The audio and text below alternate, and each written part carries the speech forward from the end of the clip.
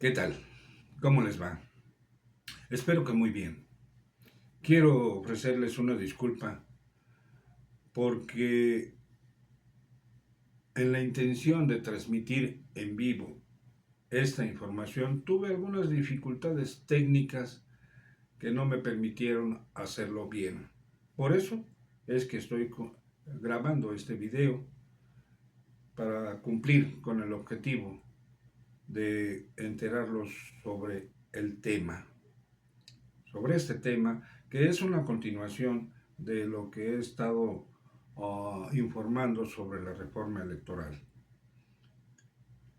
Usted debe saber que nunca antes de 1977 existió el financiamiento a los partidos políticos. Durante la primera década del siglo XX se conformaron algunos partidos políticos como el antireeleccionista, pero hubo facciones liberales conservadoras, aunque pocas, pero las hubo. Fue hasta 1911 cuando empezó a crearse el sistema de partidos y en 1929 se creó y se institucionalizó el PNR, Partido Nacional Revolucionario, que derivó en lo que hoy es el PRI, que entonces era casi el único partido que existía. Y la constitucionalización de los partidos políticos como entidades de interés público se consolidó hasta a partir de la reforma política de 1977. Así, retomo el tema de la reforma electoral que el próximo mes enviará la doctora Claudia Sheinbaum Pardo al Poder Legislativo. Una reforma que, por cierto, trae muy nerviosos y enloquecidos a los actores políticos del PAN, PRI y los de Movimiento Ciudadano. Y más adelante les diré por qué. Sigan conmigo hasta el final de esta transmisión porque tengo información que puede cambiar la percepción que se tiene sobre la reforma electoral y que en pocas semanas se someterá a discusión y aprobación en el Poder Legislativo. Espero sus comentarios, que se suscriban, que compartan este video y me regalen un like. Empiezo.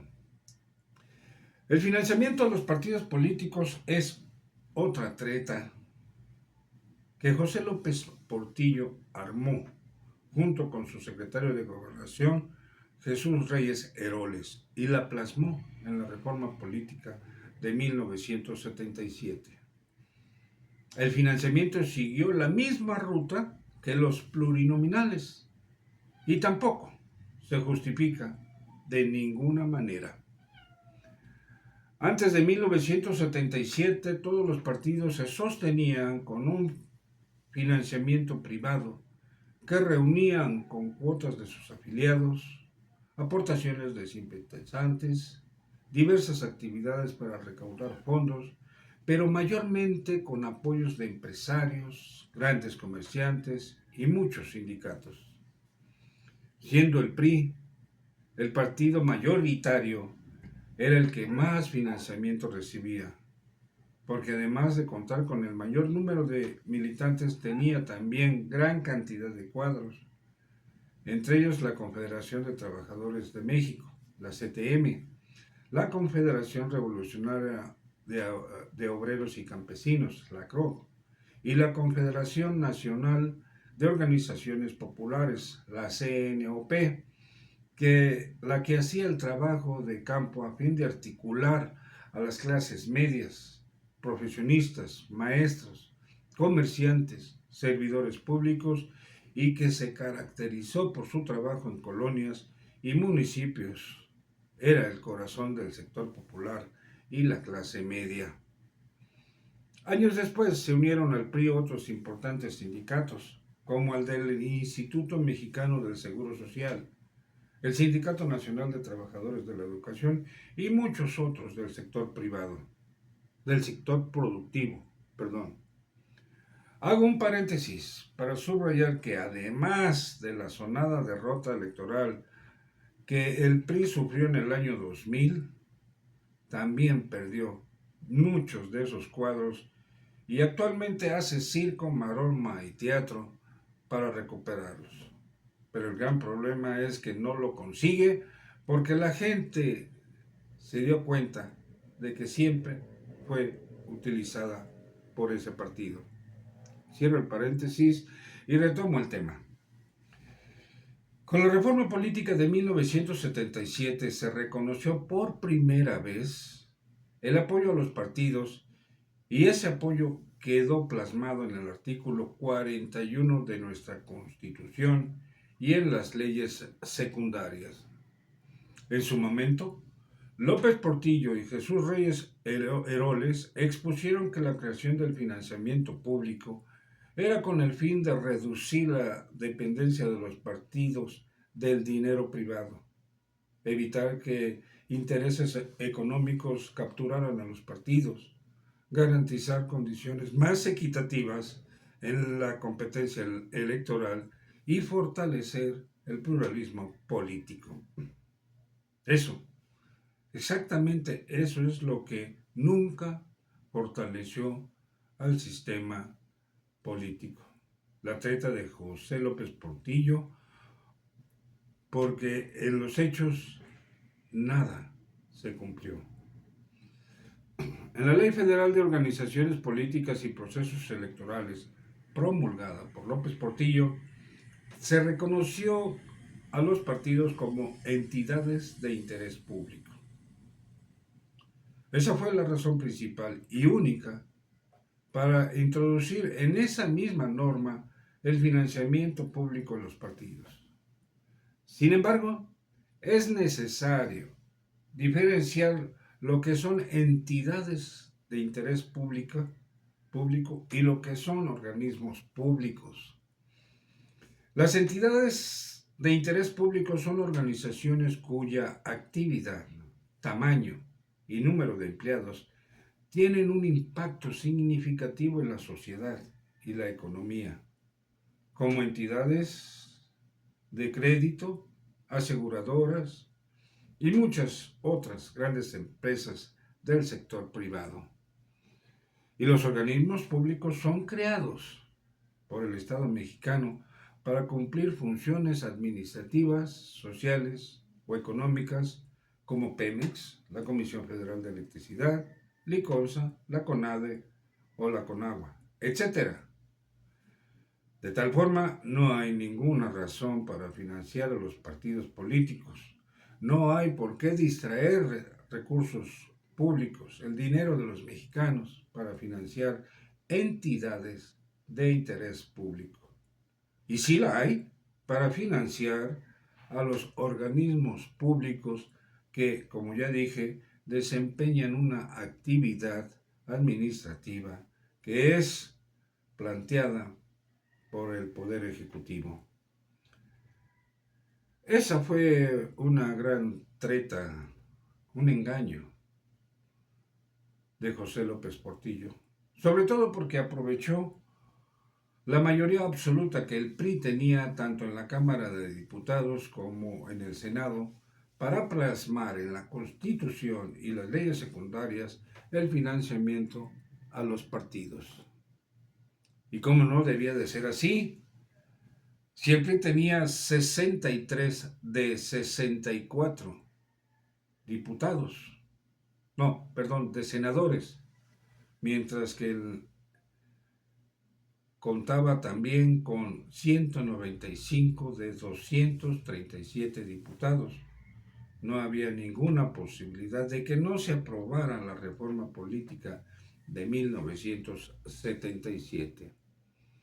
Al promulgar la reforma política de ese año, José López Portillo ni siquiera se imaginó que no siempre el PRI sería el partido hegemónico, que el PRI no siempre ejercería la supremacía, el dominio e influencia predominante sobre los mexicanos, menos que alguna vez sería vergonzosamente derrotado por el PAN. Menos consideró que de reducirse el financiamiento a los partidos, como se contempla en la reforma electoral de la presidenta Claudia Sheinbaum Pardo, el PRI estaría prácticamente, al menos con un pie, en la antesala de su extinción. Y es que sin suficiente financiamiento, con el descrédito al que Alejandro Moreno Cárdenas ha llevado a su partido y sin propuestas de interés para los mexicanos, no se vislumbra que el PRI permanezca en el mapa político del país por mucho tiempo. La reducción del financiamiento, como se ha dicho, afectará a todos los partidos, a todos, a unos más, a otros menos, pero a todos los va a afectar. Sin embargo, el PAN, el PRI, Movimiento Ciudadano, el Partido Verde Ecologista, el Partido del Trabajo, son los que mayormente sufrirán con la reducción del financiamiento. Por eso, esos partidos rechazan la reforma electoral que el próximo mes enviará la presidenta Claudia Sheinbaum Pardo al Poder Legislativo. ¿Por qué esos partidos se oponen a la reforma electoral? Para ser más preciso. En pocas palabras, porque de aprobarse esa reforma, perderían muchos millones de pesos. Perderían espacios políticos, tanto en la Cámara de Diputados como en la de Senadores. Y perderían poco o mucho del poder que hoy por hoy tienen. Los argumentos que exponen son hasta ridículos, muy ridículos, como la afirmación de que el Instituto Nacional Electoral es un organismo autónomo y confiable. Será autónomo. Jurídicamente hablando, es autónomo, pero confiable. A ver, no se puede sostener esa afirmación luego de los grandes fraudes electorales que se cometieron en décadas anteriores. Uno, en contra de Cuauhtémoc Cárdenas Solórzano y dos, en contra de Andrés Manuel López Obrador. Y tampoco por el hecho de que el Consejo General del INE ha estado cooptado desde hace muchos años por intereses políticos, básicamente por los actores del PAN y el PRI. Que la reforma debilitará la autonomía del INE es otra afirmación que no se puede sostener solo porque la oposición lo dice. Solo lo dice. No ofrece ningún argumento sólido. ¿Sabe por qué? Porque no lo tienen. Que la reforma pondría en riesgo la organización de elecciones imparciales es también otra mentira de los opositores. Es solo producto de su imaginación, que muchas veces, o la mayoría de las veces, falla, del miedo a perder, lo que a base de tretas como la de José López Portillo han conseguido. Que la reforma pondría en riesgo la organización de elecciones imparciales es mentira. Y con todas esas falsedades sostienen también que el INE es un contrapeso que no debe tocarse. Una cantaleta que traen desde el sexenio pasado, que no debe tocarse cuando a ellos les afecta, pero que sí debe tocarse cuando lo proponen Morena y sus partidos aliados, como este caso, como el caso de la reforma electoral. En contraparte, aunque aún no se ha terminado de redactar la reforma electoral, busca reducir los costos del sistema electoral el financiamiento más transparente a partidos y candidatos, el acceso más equitativo a los medios de comunicación y más participación ciudadana, entre otras mejoras. Aquí lo interesante y al mismo tiempo lo chistoso es que viniendo una propuesta de Morena y los partidos aliados, o desde la misma presidenta, para la oposición es totalmente reprobable. No pasaría. Sin embargo, si una propuesta de reforma proviene de la misma derecha, por ejemplo, la que produjeron los consejeros del INE, que no habría por qué hacerlo, no tenían ninguna responsabilidad de hacerlo. Ahí sí, la presidenta de la Cámara de Diputados, híjole, se me olvida el nombre, nada más me acuerdo de su apodo, la caballona, Kenia López Rabadán, me acordé. Ahí sí, tan pronto como la recibió, convocó a conferencia de prensa para dar a conocer que esa propuesta del INE había llegado al Congreso y que en breve empezaría su discusión al interior de las comisiones. Nada más al interior de comisiones, porque el Pleno del Congreso va a sesionar hasta mediados, más o menos, hasta el próximo mes, más o menos hasta mediados de febrero. De manera que, como decía Andrés Manuel López Obrador, no les embona, ningún chile les embona a la oposición. Y fíjense una cosa, que también hay que revisar. ¿Quién es el INE para proponer una reforma electoral? Déjeme decirle, usted, yo, cualquier hijo de vecino, cualquier mexicano puede presentar una reforma política o una reforma constitucional. Para la población hay ciertos requisitos que están establecidos para tal efecto. Por ejemplo, reunir, creo que es el 3% de firmas en base al padrón electoral. Tiene que ir acompañada de firmas, respaldada por una muy buena cantidad de ciudadanos. Los diputados no nos requieren eso. Y la presidenta tampoco. La presidenta tiene la facultad de presentar una y otra reforma constitucional, pero la oposición le niega ese derecho. Fíjense cómo son las cosas. No quieren que la presidenta proponga una reforma constitucional, pero sí quieren legislar una reforma que proviene de un INE que ha sido cooptado desde hace muchos años, como decía anteriormente, por la oposición.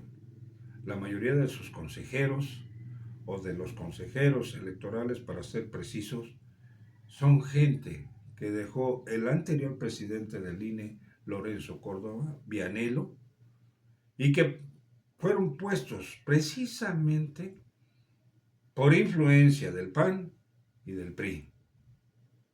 Esa es la verdadera razón por la que actúan de esa manera. Espero que les haya gustado esta información. No es mía, no es de mi autoría. Son hechos que han ocurrido desde aquel entonces, desde que se legisló la reforma política de 1977 a la fecha. Espero haberles servido. Gracias. Muchas gracias por su atención.